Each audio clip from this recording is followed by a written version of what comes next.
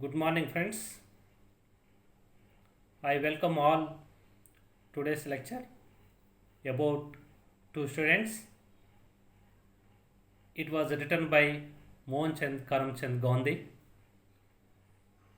We had already known he was our father of nation. He sacrificed his life for the sake of our freedom. He was called as Mahatma because he deserves that title.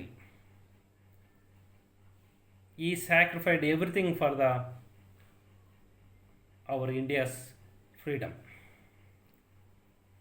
That's why we called him as our father of nation. Already yesterday we discussed about the summary of two students and also about M.K. Gandhi in brief. Let's we move to the main text of two students. It was written by M.K. Gandhi. Before we move to the main text, there are some basic questions we have to know. Many students have no clear idea about the purpose of education and knowledge. According to Mahatma Gandhi, most of the students don't know what is the purpose of education and knowledge. They tend to follow others blindly.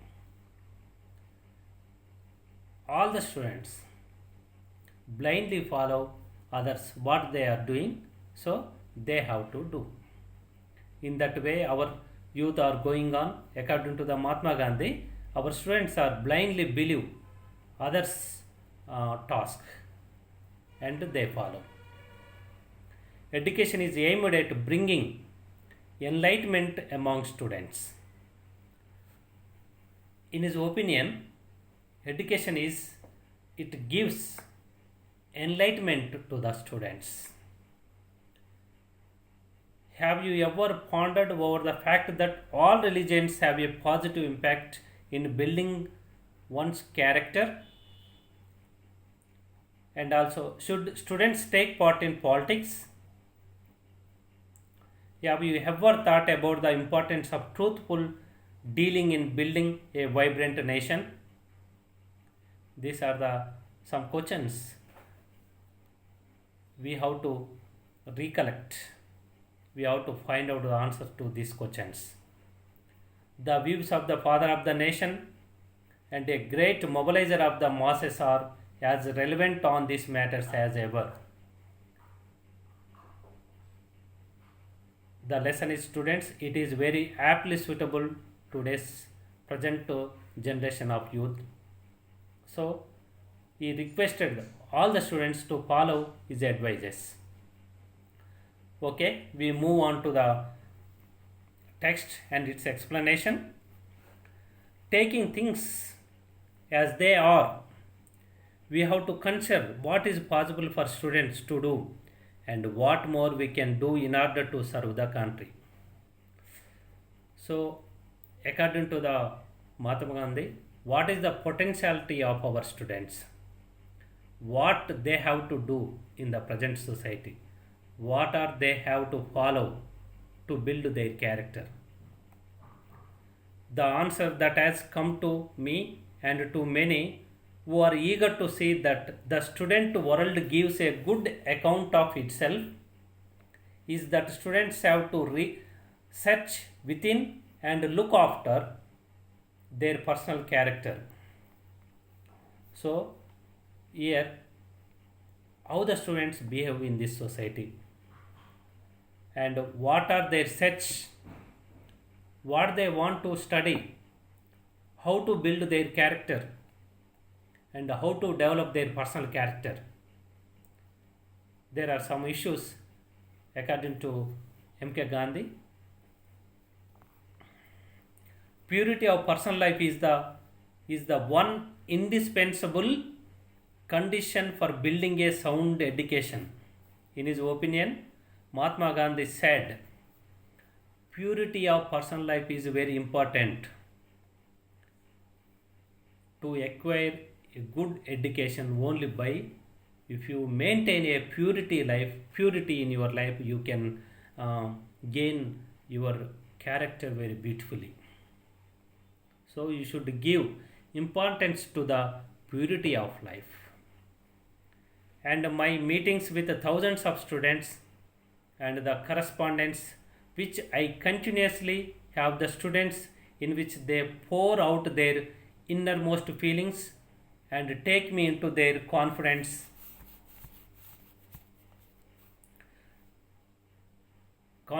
show me quite clearly that there is much left to be desired. The end of all knowledge must be the building up of character.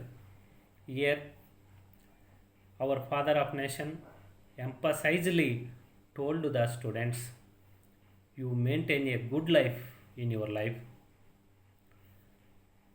and you should give importance to your potentiality and you should value your feelings and develop your confidence. So you should live like that, you can do anything. If you maintain a good personality, you should live properly, then only you can get anything in their life. The end of all knowledge must be the building up of character. So what is knowledge means? The knowledge will help to make a beautiful character. So if you build your character beautifully, you have to maintain purity of life and live happily. As I was studying Christianity, Hinduism and other great faiths of the world, I saw that there was a fundamental unity moving amidst the endless variety that we see in all religions, namely the truth and innocence. So Mahatma Gandhi studied all the religions and he gained one point only from all these religions scriptures. They preached only one thing, that is truth and innocence. So every religion says same thing, that is truth and innocence. There is no difference about this weapon. You must take the word innocence literally, that is to mean non-killing. So what is the meaning of innocence? So you should non-killing. You have to be non-killing to any living thing in the world. And non-violence. And if you boys and girls will take your stand definitely always on truth and innocence, you will feel that you have built on solid foundations. So here Mahatma Gandhi said all the students should be maintain truth, don't be lie. So you always talk truth only and also maintain innocence. Don't harm to any living creatures in this world. Truthfulness is the master key. So according to Mahatma Gandhi, truthfulness is the master key to build your character. Do not lie under any circumstances whatsoever. So you don't tell lies, you maintain only truth only, that will save you. Keep nothing secret, take your teachers and your elders into your confidence and make a clean breast of everything to them.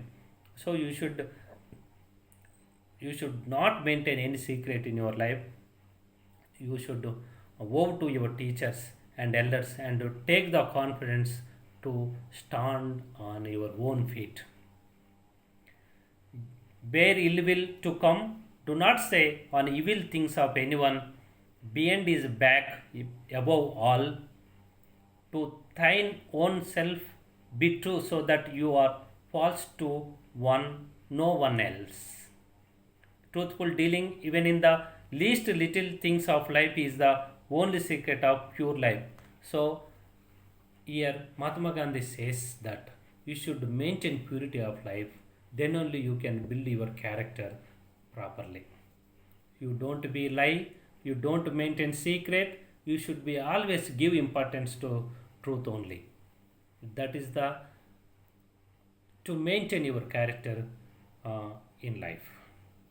So I say to the boys and girls, never lose faith in God and therefore in yourselves, and remember that if you allow refuse to a single evil thought, a single sinful thought, remember that you lack that faith. So you should believe the God. You believe, don't be disbelieve, and don't commit any wrongdoings in your life. You always to be fair in your life. Untruthfulness, uncharitableness, violence, sensuality, all these things are strangers to that faith. So you should not do any untruthfulness, and you maintain charitableness, and you don't commit any violence, and don't be sensuality in your life. Remember that we have in this world no enemy greater than ourselves. So if you understand your inner feelings, according to that you follow. Your inner feeling is your enemy, so you should be careful about that. The Bhagavad Gita proclaims it in almost every verse. So Bhagavad Gita gives a tremendous knowledge to life, how to live, how to be maintained. Everything we can get from the Bhagavad Gita. If I was to sum up the teachings of the Sermon on the Mount, I would find the same answer. My reading of the Quran had led me to the same conclusion.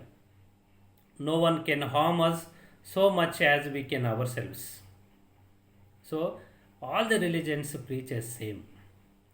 So don't to harm to anyone, live peaceful life. If you are therefore brave boys and brave girls, you will fight desperately and valiantly against the whole brood of these thoughts. No sinful act was ever done in this world without the prompting of a sinful thought. You have to exercise strict vigilance over every thought welling up in your breast. So you should don't commit any sinful acts in your life. You should be very fairly live and don't harm to others. That will help you your personality. I have experimented with quite a number of boys in order to understand how best to impart religious instruction, and whilst I found that book instruction was somewhat of an aid, by itself it was useless. You can get the knowledge from all sources. Don't completely depend on book knowledge. You should learn from outside the world how to live. Religious instruction I discovered was imparted best by teachers living the religion themselves. I have found that students imbibe more from the teachers' own lives than they do from the books that they read to them or the lectures that they deliver to them with their lips. I have discovered to my great joy that boys and girls have unconsciously a faculty of penetration whereby they read the thoughts of their teachers. Woe to the teacher who teaches one thing with his lips and carries another in his breast. So, students imitate the teacher as a role model. So, we should learn from the elders. We should follow the teachers. So, teachers should be maintained in a proper way. So, if you face any problem, you can ask your gurus how to solve your problems. So, books don't give the total knowledge. Only by persons only teachers will give the everything to solve your obstacles in your life. all your scholarship, all your study of Shakespeare and Wordsworth would be in vain if at the same time you do not build your character and attain mastery over your thoughts and actions. So um, you should be control your on your thoughts and actions. Otherwise, you study anything, whatever literature, that is Shakespeare or Wordsworth, that is useless. So you should control on your thoughts and actions. When you have attained self mastery and learn to control your passions, you will not utter notes of despair. If you a self control on your thoughts and actions, you can do anything in your life. So that is the main enemy of your life. So you should control your thoughts and actions first. We are inheritors. We are inheritors of our rural civilization, the vastness of our country, the vastness of the population, the situation and climate of the country have, in my opinion, destined it for a rural civilization. Its defects are well known, but now not one of them is irremediable. So there are many problems today India is facing. The main problem is overpopulation, and also our country depend on village life. Most of the people live in villages. So uh, we should think about their problems also. To uproot it and substitute for it an urban civilization seems to be an impossible, useless. We are prepared by some drastic means to reduce the population from 300 millions to 3 or say even 30. I can therefore suggest remedies on the assumption that we must perpetuate the present rural civilization and endeavor to get rid of its acknowledged defects. So we should all think about the overpopulation today India is facing, and today we are because of our village roots. So we don't forget the roots of our village life. This can all be done if the youth of the country will settle down to village life, and if they will do this, they must reconstruct their life and pass every day of their vacation in the villages surrounding their colleges or high schools. And those who have finished their education or not receiving any should think of settling down in villages. If you all are come from the village background, so most of the students come to the villages and they raised a beautiful position. So you should think back about your roots, and you should at least spend some time in your villages and the change the fate of their villages. You should be take the responsibility to change the conditions of the village life. That's why you should not forget your roots of your village. Let them penetrate the villages and find an unlimited scope for service, research, and true knowledge. There are more you can research or whatever you do. You can find many things from their uh, villages. Professors would do well not to burden either boys or girls with literary studies during the vacation, but prescribe to them educative outings in the villages.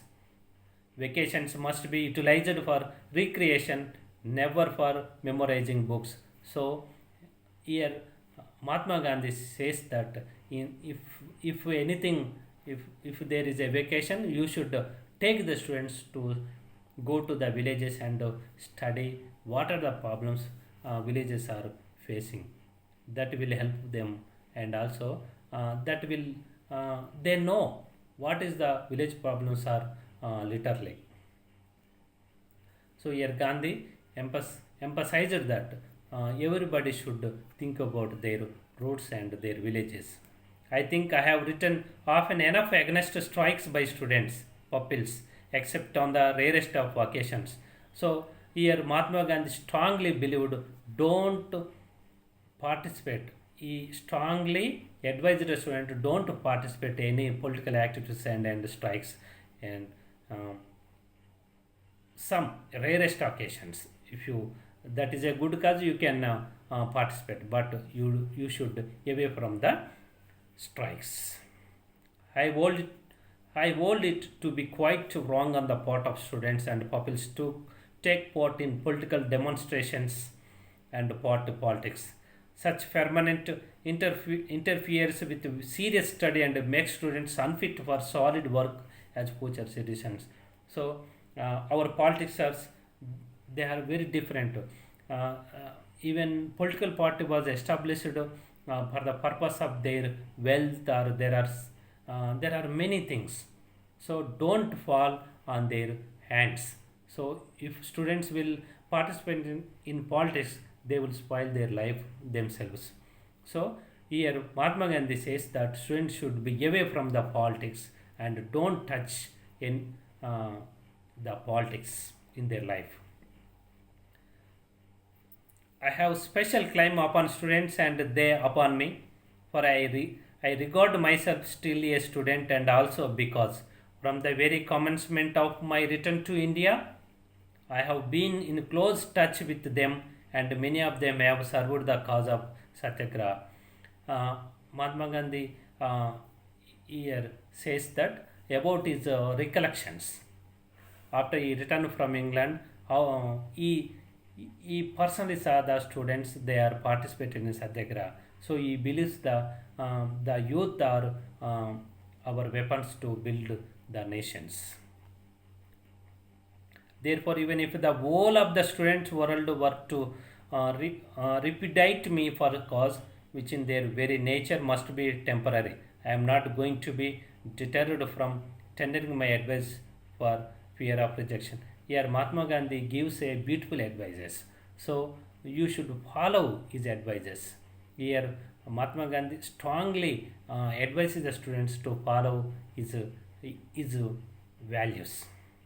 Students cannot hope to have party politics. They may hear all parties as they read all sorts of books, but their business is to assimilate the truth of all, reject the balance. So you should follow everything, but don't be personally participate in politics. You can read, you can gain, you can get the knowledge from all the variations. You think whatever you should. So you should be very careful to take the action in your life. That is the only worth attitude